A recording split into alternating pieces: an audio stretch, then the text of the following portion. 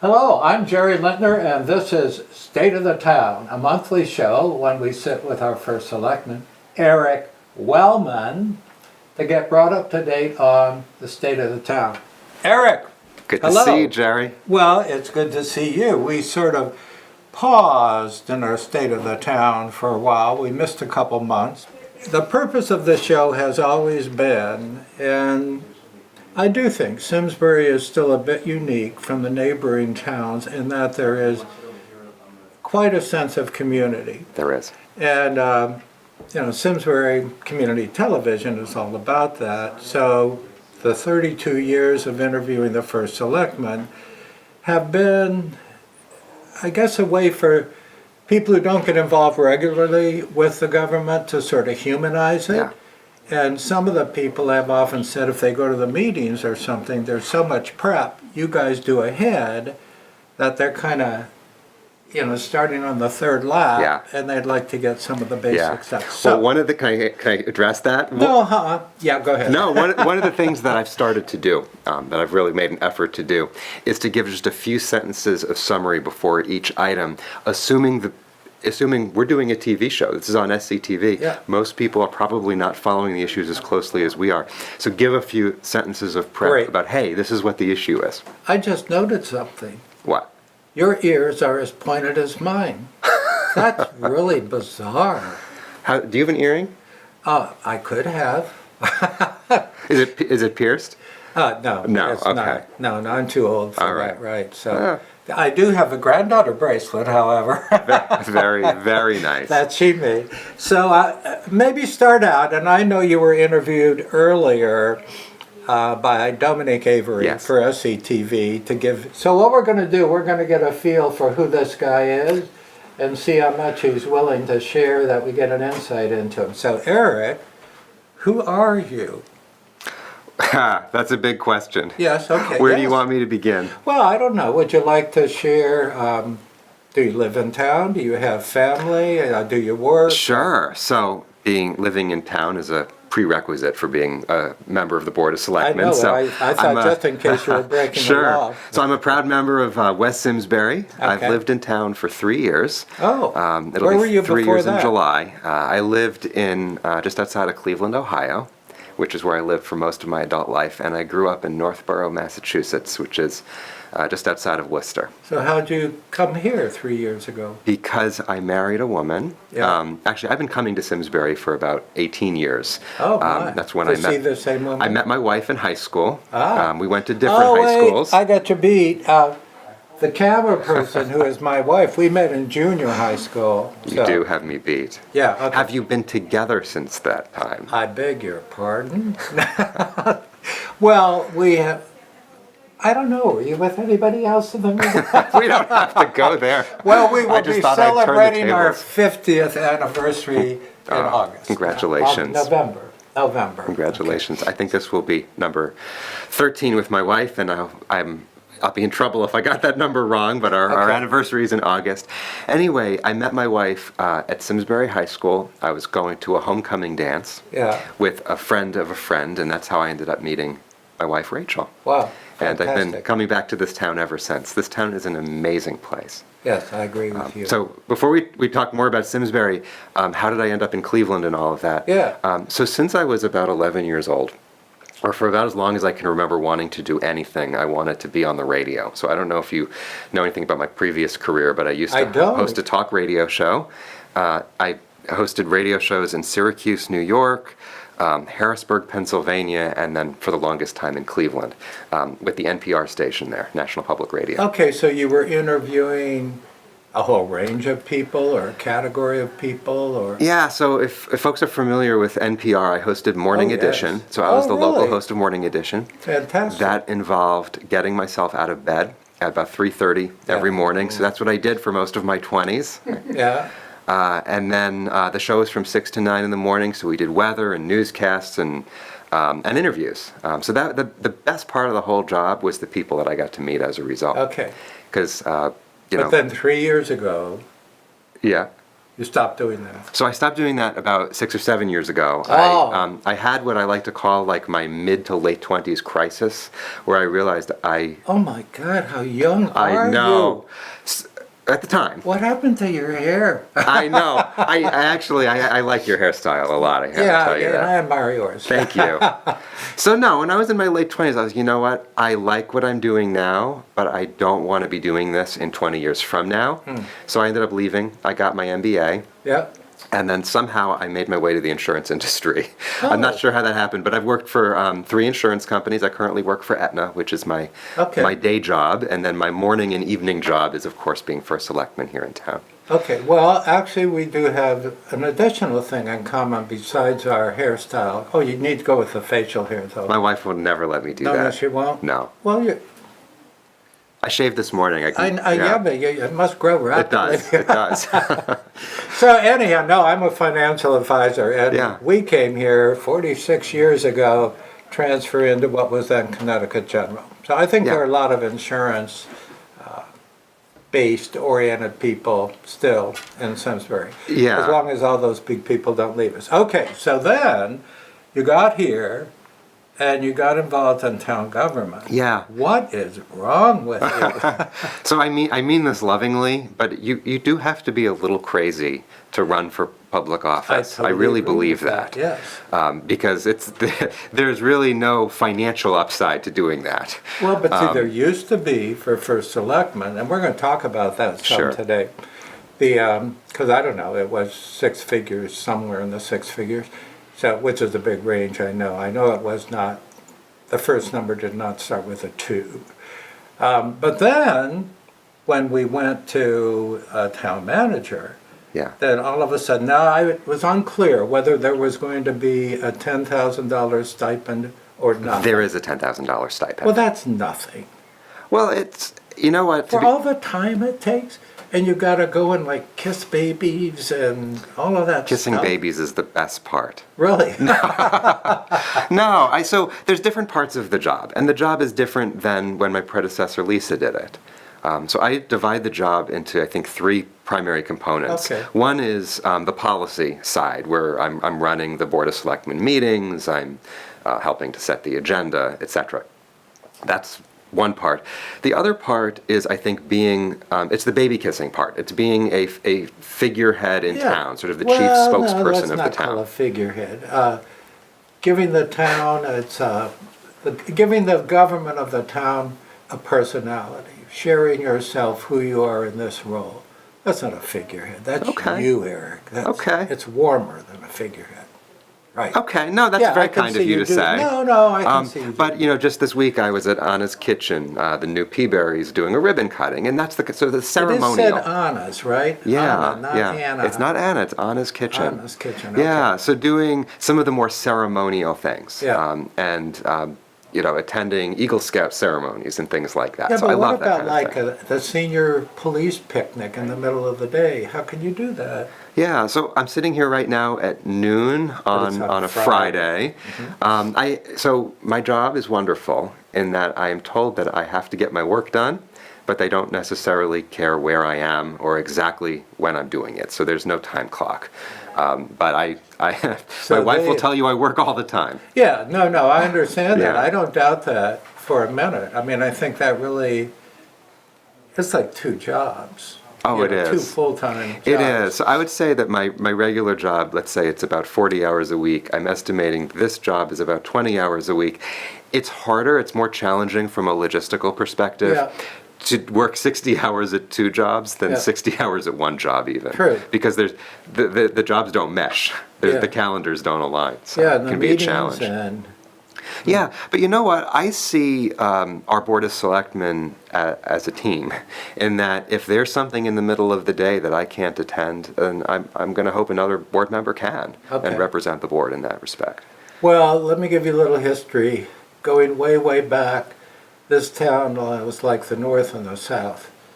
It was all backroom activity. It was politically messy and Yeah. mean. And through the years, and I attribute this to, Mary Glassman certainly, Lisa in spades, Tom Vincent, who could build coalitions, and we've evolved so far. So it's so good that that kind of rapport at this point in time can exist on the Board of Selectmen. Now you said, so that's like 1/3 of the job is that you... So a third is the policy, a piece of the job is the ceremonial type things, and then the other piece is constituent service. So I receive phone calls all the time from residents who need help from their government. That's exactly what I wanted to ask about, because I have always felt comfortable in the past. If I had a question, something I didn't understand, I would call the first selectman's office and ask, to whom should I go? You know, rather than coming in and picking the wrong person and creating problems and delay. And then I thought, okay, now there's a town manager. Do I go to Eric?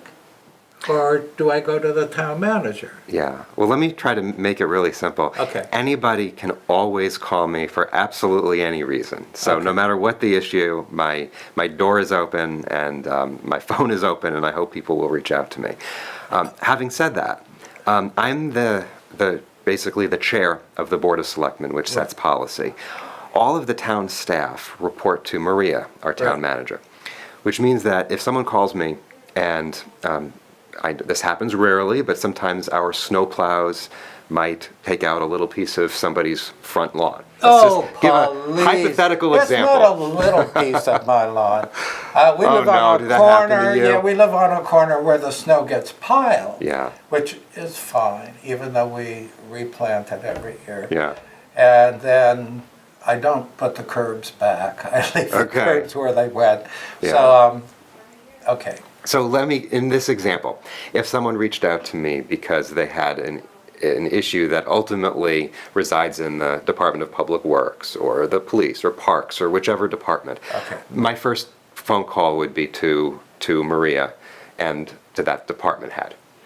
Okay, so the way it was before, because the first selectman was the town manager, you would have just called the department. So we have an interim step. What if Maria doesn't do it in the time frame you would? Can I tell you my experience with Maria? You can tell me anything you want to. She's been extremely responsive to constituent issues. Really? Yeah, very much. Give me an example. Anytime a constituent reaches out to me with a question. That's not an example. That's. Oh, I was giving you. I was giving you an example when you interrupted me. You don't have to give names. I know. So a constituent called me because we had taken out probably about 6 inches of his front lawn with a snowplow, and this happened a couple of times this winter. And I would forward the email to Maria, and then she would forward it to the appropriate department head, and then the department head called the constituent. Okay. So what I was going to say is, if there's an issue where you know you're going to need a response from a particular department head, the most effective thing to do would be to either reach out directly to the town manager or to reach out to that department head if you have their contact information. But people can always reach out to me, and I can put them in touch. Well, I'm going to call you because I can vote for you, and I can't vote for Maria. Absolutely. Yeah. And the other thing is, if you, for whatever reason, not that I would expect this to happen, but if you were having trouble navigating any of our town departments, I would always encourage you to provide that feedback to me, and I would do everything that I could to assist. I question in my own mind, and this could certainly be looked at differently by other members of the community, but, well, having lived here so long and having been involved in civic things and having interaction with a lot of long-term volunteers that have given much, much more than I have in terms of time and effort. And so there was a network that had developed out of experience of trust, knowing that this person was not trying to game the town or anything.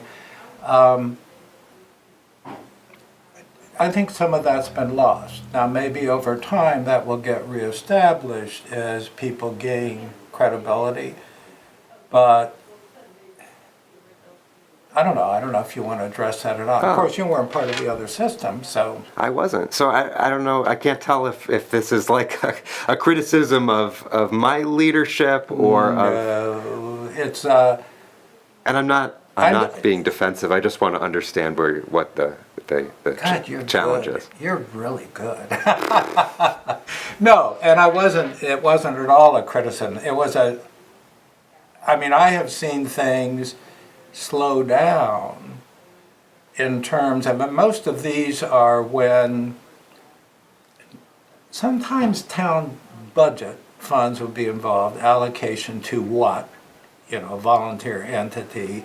Sometimes the response of, oh, okay, Parks and Rec, could they do this in support of this mutual volunteer town-supported effort?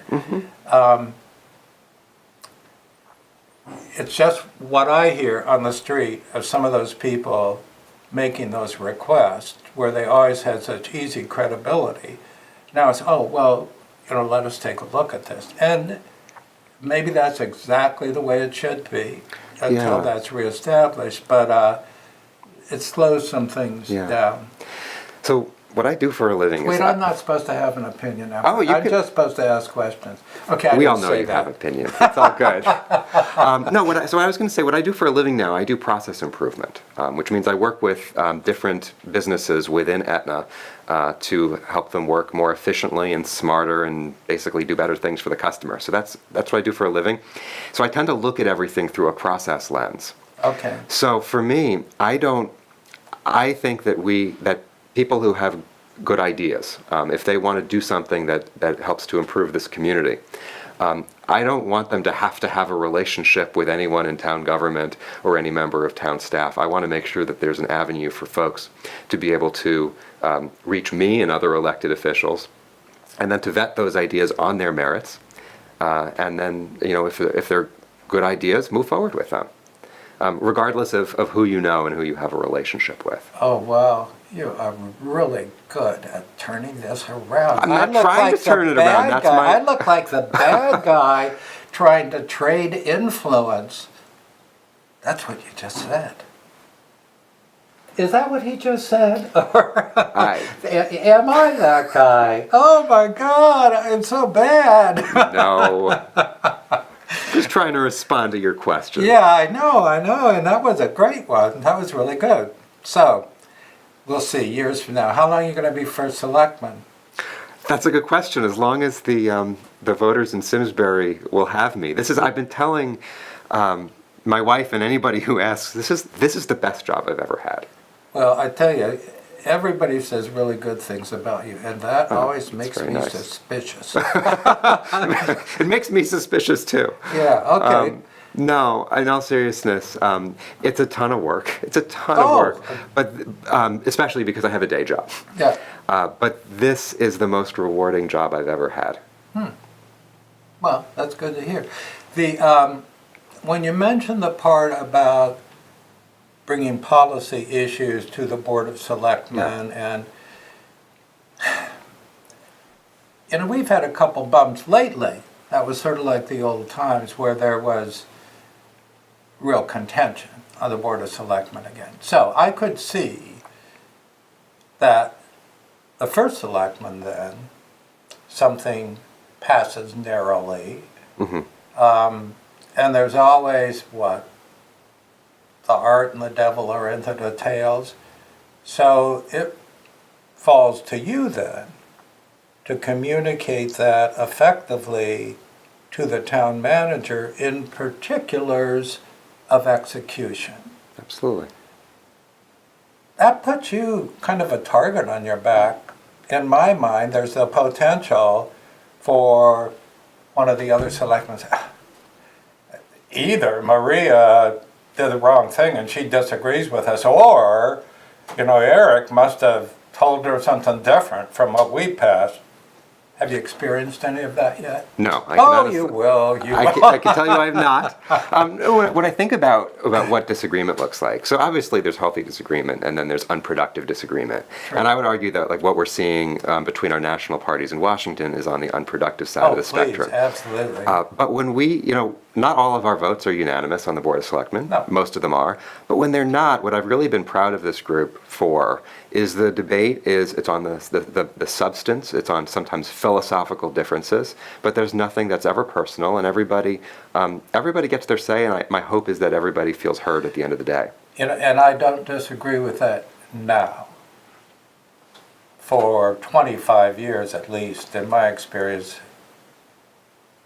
that was not it. Mm-hmm. It was warring nations. Yeah. Meeting at the DMZ zone and taking shots at one another. And as far as taking things personally or not, woo, they certainly did.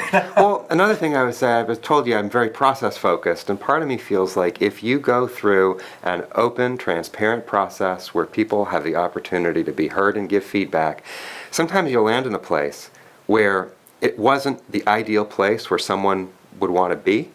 So let's say another board member, they may disagree with elements of where we land, but ultimately they can, in many cases, buy into where we landed because, again, it was an open and transparent process. So that's what I would focus on. And there have been times when I might have been inclined to agree with other board members, but then they make a point that I can get behind and buy into. And it's about respect and listening. You're really such an objective, nice guy. Thank you. I think. I guess the answer is yes, you are. I'll tell you something. When I was running for this job, I probably knocked on 2,000 something doors. I lost count at around 500. Wait, Jan, did he knock on our door? Did I? I don't think so. But we weren't home. Well, I would have left. We something. were with our granddaughter. Very nice. I would have left something, but at any rate, I've knocked on a lot of doors, and I asked people, "What's on your mind?" And one of the things I consistently heard is, "Gosh, we're so polarized nationally. Please keep the debate locally. Keep that civil." And I heard that really, really loud and clear. And it's also just. I'm willing to engage in conflict if it's absolutely necessary, but I'm not someone who's going to needlessly create it. Yeah, no, and I do think, at the point that you're coming in, I think there is a predisposition across the board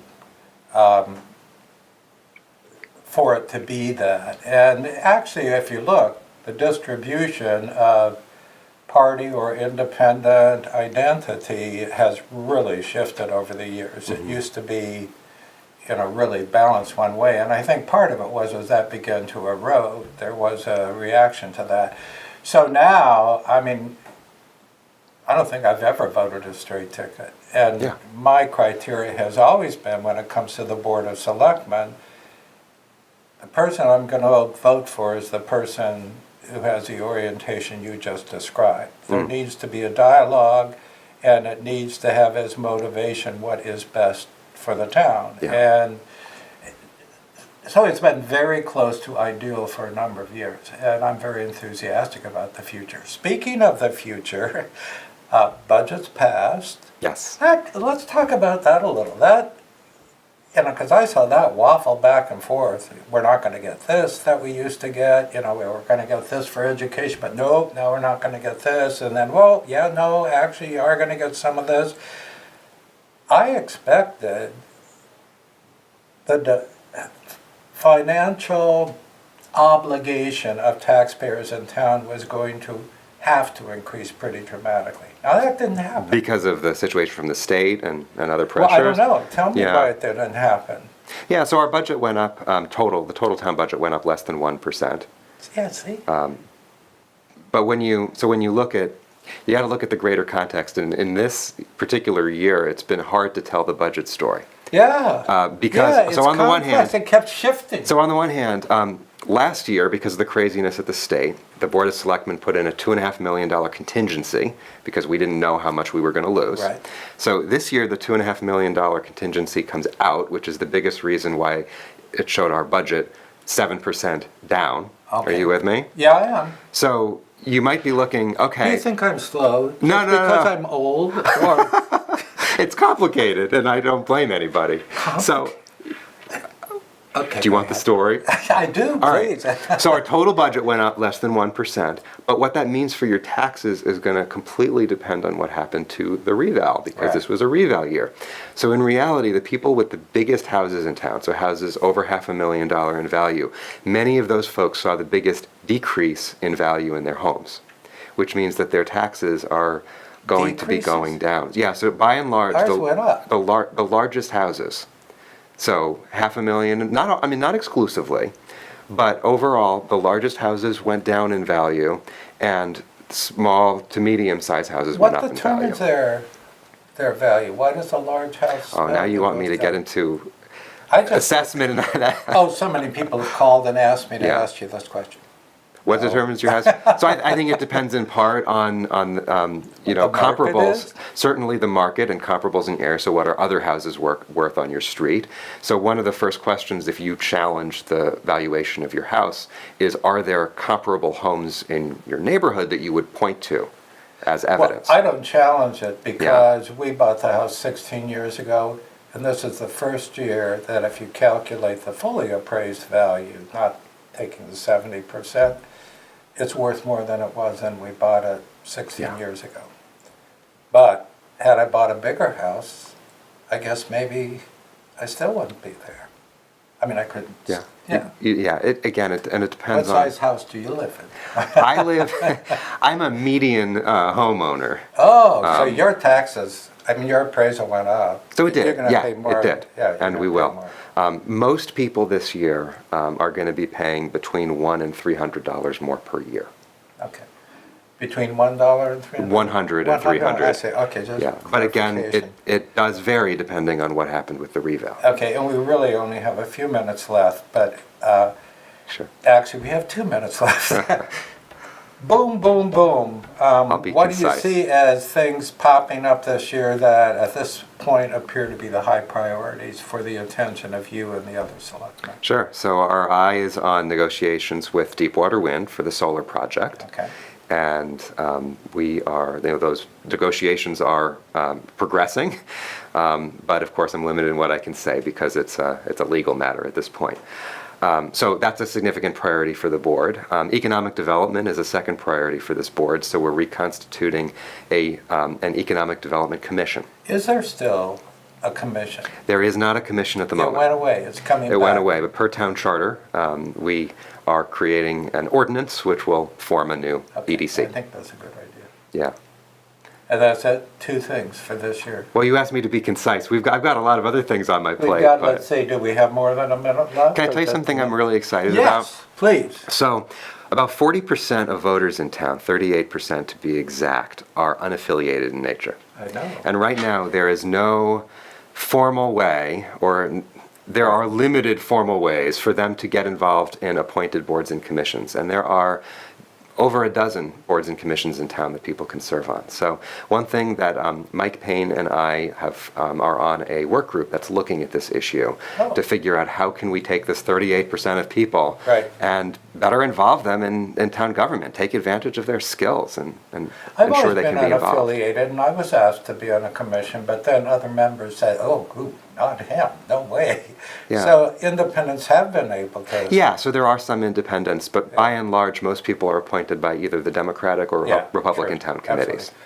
Okay, well, I think we are probably at a conclusion. Has this been as much fun for you as it has been I wish for we me? could stay for another 30 minutes, and I really mean that. Okay, let's do it like it weekly then. Oh, Okay. uh-oh. Oh, Eric, All right. thank you Thank very you. much. Thank you. And hey, call him, give him some feedback. Call me, call the Mm-hmm. station. Hopefully, we'll see you again next month. Eric, the man, on State of the Town.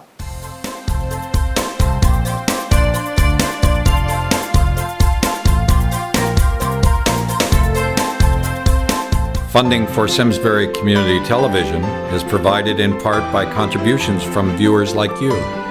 Thank you.